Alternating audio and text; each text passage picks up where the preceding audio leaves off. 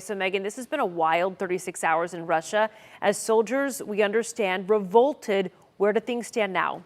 Yeah, good morning. The rebellion is over, but tensions do remain high this morning, Kara, and it leaves the world to question the strength and the leadership of Russian President Vladimir Putin.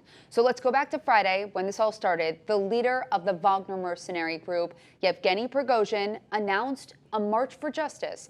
This was effectively an uprising against Russian military leaders, which is even more wild when you consider right there he used to be long-term friends and allies with Putin, and he was also fighting alongside Russia in its war against Ukraine.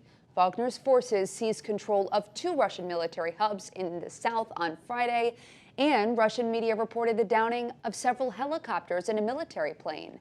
They accuse Russia of killing forces who are fighting for Russia in Ukraine.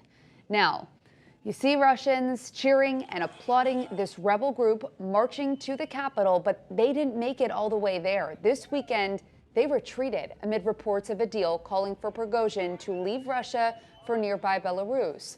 Russia now says it's dropping charges against Prigozhin, and Secretary of State Antony Blinken says it's still too soon to know where it's going. What we've seen is extraordinary, and I think you've seen cracks emerge that weren't there before. First, in having Prigozhin raise front and center, questioning the very premises of the Russian aggression against Ukraine to begin with. The argument that somehow Ukraine or NATO posed a threat to Russia. Ukrainian President Vladimir Zelensky says that he's spoken to President Biden about providing more weapons and air defenses to Ukraine's troops and about concerns that Russia could be close to attacking the largest nuclear power plant in Europe.